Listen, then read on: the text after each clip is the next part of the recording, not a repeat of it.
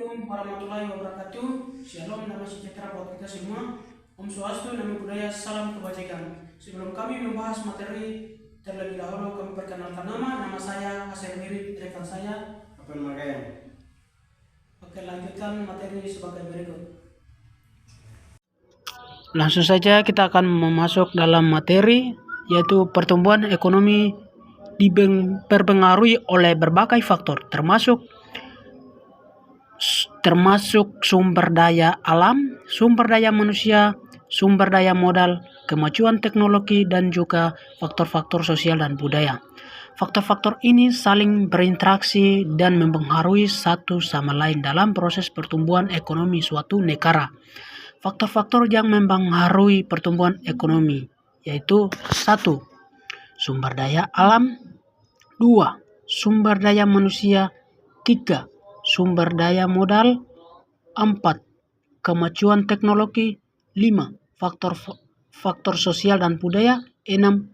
Kebijakan pemerintah, 7. Kondisi pasar internasional, 8. Infrastruktur, 9. Stabilitas politik, 10. Kewirausahaan.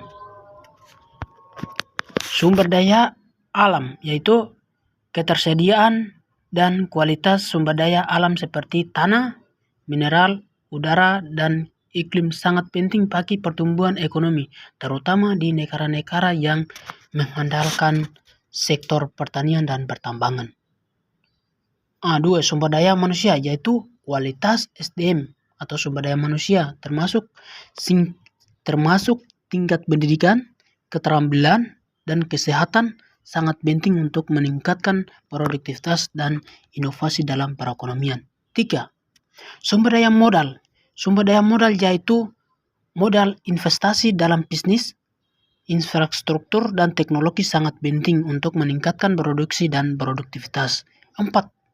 Kemajuan teknologi yaitu kemajuan teknologi termasuk inovasi dalam produksi dan manajemen dapat meningkatkan efisiensi, produktivitas, dan daya saing dalam perekonomian. 5. Faktor sosial dan budaya. Aspek sosial dan budaya seperti sistem, nilai norma, dan sikap masyarakat dan juga dapat mempengaruhi pertumbuhan ekonomi, misalnya terkait dengan perilaku investasi, tabungan, dan kewirausahaan. Kebijakan pemerintah.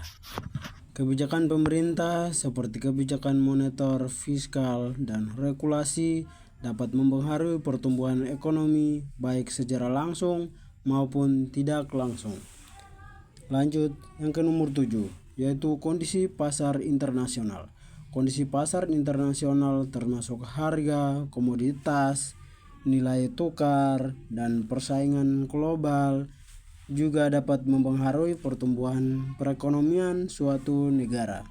Yang ke-8, infrastruktur. Kehadiran infrastruktur yang baik seperti jalan, jembatan, pelabuhan, dan jaringan telekomunikasi dapat meningkatkan efisiensi dan produktivitas perekonomian.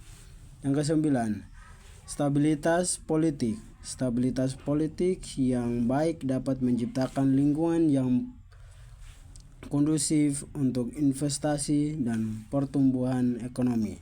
Yang ke-10 adalah kewirausahaan.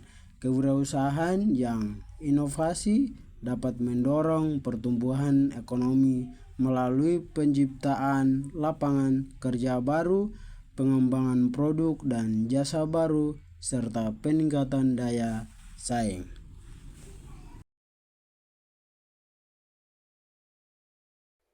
Materi kami cukup sekian, terima kasih. Materi ini bisa manfaat bagi kita semua.